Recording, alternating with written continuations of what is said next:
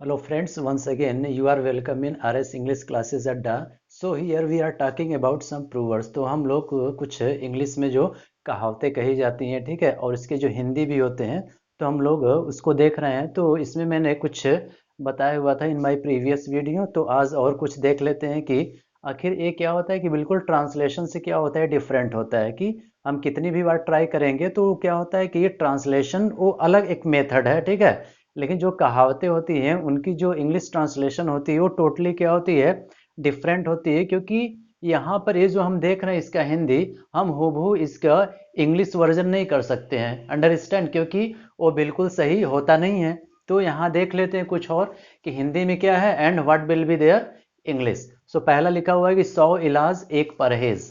तो बता रहा है कि जो हम इलाज करवाते हैं अलग अलग बीमारियों की, ठीक है, तो यहाँ ये बताने का प्रयास किया गया है कि जो हम इलाज करवाते हैं तो आखिर मेन रूट कॉज क्या है। कहीं तो ऐसा तो है नहीं कि हम ये खाते तो इससे हमको प्रॉब्लम है, या इस तरह की जो बातें इसमें बताई गई हैं। वही बोल रहा है कि 100 इलाज एक परहेज, तो उसी को बता रहे हैं कि prevention is better than cure, ठीक है, यानी जो इलाज हम करवाते हैं prevention is better than cure, तो उससे क्या करना चाहिए, क्योर। तो बता रहा है कि प्रिवेंशन, प्रिवेंशन का मतलब क्या, बचाव करना चाहिए, या परहेज, तो उसी को कर रहा है कि prevention is better than cure. इलाज से क्या होता है, वो बेटर होता है, अच्छा होता है कि हम उससे बच कर रहे हैं। हमको यदि पता है कि इस जो चीज़ है इससे हमको क्या है, प्रॉब्लम है हमारे बॉडी को, ठीक है, तो हम उससे क्या रहें, परहेज करें या बच करें। जैसे कि डायबिटिक जो पेशेंट्स हैं, तो बताया गया कि इनको क्या होती है कि शुगर की जो प्रॉब्लम होती है, तो ऐसी चीज़ें लेने के लिए बोला जाता है जिसमें उसका क्या हो, जो मात्रा है वो कम हो, ठीक है। तो इस तरह के जो चीज़ें हैं तो इसमें ही बता रहा है कि prevention is better than cure, और हिंदी में बोला गया कि 100 इलाज एक परहेज। Now we come to number second, और ये बड़ा पॉपुलर है। और देखिए क्या बोला जाता है, बोल रहा है कि मुख में राम बगल में छुरी, ठीक है, ये हिंदी है, और इसकी जो इंग्लिश होगी तो बिल्कुल बताया गया कि ये अलग बिहेव करता है। तो बोल रहा है कि हनी टंग मुख में राम। अब यहाँ पर राम वर्ड जो भगवान श्री राम थे तो इनका आया है, तो इनकी जो स्वीटनेस थी वो क्या थी, मतलब इनकी जो बोली थी वो बहुत ही क्या थी, बहुत ही हाइपर नहीं, बहुत ही कड़वाहट नहीं था। तो उसी को यहाँ पर लिया हुआ है कि मुख में राम बगल में छुरी, so the what will, English में क्या बोलते हैं इसको, तो बोल रहा है कि honey tongue a heart of gall. Once again, honey tongue, ठीक है। हनी टंग का मतलब क्या, हनी का मतलब क्या होता है, हनी का मतलब वो जो शहद होता है उसी को बोला जाता है। तो कुछ लोग की क्या होती है, जो बोली होती है बहुत ही मीठी होती है, और कुछ लोग जानते बहुत है लेकिन बोलते ऐसे हैं जैसे लग रहा है कि वो बिल्कुल हमेशा क्या इन हाइपर। सो इस तरह की चीज़ें तो अलग अलग लोगों की अलग अलग क्या होता है, उनकी जो नेचर है। तो यहाँ बता रहा है कि a honey tongue a heart of gall for the second, and क्या है, मुख में राम बगल में छुरी। तो ये इसकी इंग्लिश में इसको बोला जाता है। Now we come number third, नीम हकीम खतरे जान। ये थोड़ा सा बिल्कुल अलग जैसे लग रहा है, उर्दू की तरह आया हुआ है। नीम हकीम खतरे जान, नीम हकीम, तो यहाँ क्या है कि पहले के समय में जो हकीम होते थे ये भी क्या होते थे, जो इलाज वगैरह थे, तो इसके लिए भी बहुत सारे मेडिसिन के विषय में जानते थे। तो उसी से यहाँ पर इसको बनाया गया है।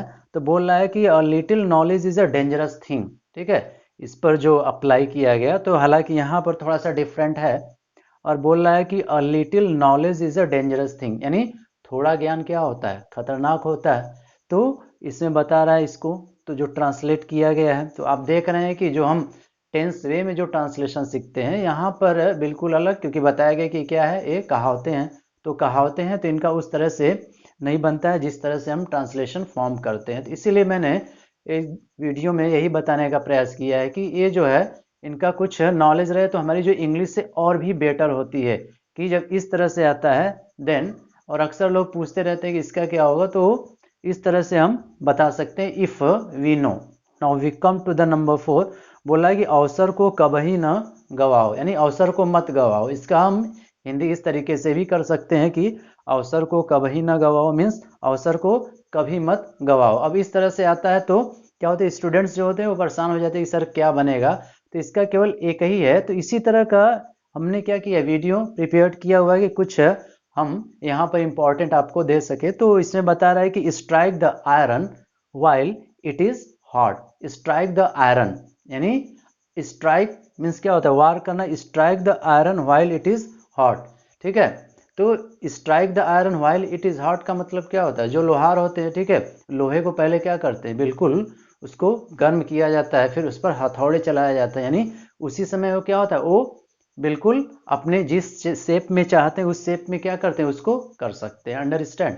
तो वही बता रहा है कि strike the iron while it is hot. Now we come to the number fifth, और नंबर फिफ्थ और ये बड़ा इंपॉर्टेंट है, लिखा है एक पंथ दो काज। और वैसे हिंदी में भी देखा जाए तो क्या लिखा है कि एक पंथ दो काज, इसका मतलब एक कार्य के साथ दूसरा भी सिद्ध होना। So what will be killing two birds with one stone, killing two birds. अब इसका देखो एक्सप्रेशंस बनाया गया है किस तरीके से, killing two birds with one stone, या वन के प्लेस पर हम सिंगल भी यूज कर सकते हैं यहाँ पर, तो उसी को बता रहा है, killing two birds with one stone. ठीक है, तो आज के वीडियो में मैंने आप लोगों को कुछ और जो इंग्लिश जो प्रूवर्स हैं, साथ ही साथ उसके हिंदी के थ्रू भी समझाने का प्रयास किया गया है। तो जो लोग भी चैनल पर नए हैं, चैनल को सब्सक्राइब करना न भूलें। So thank you for watching this video.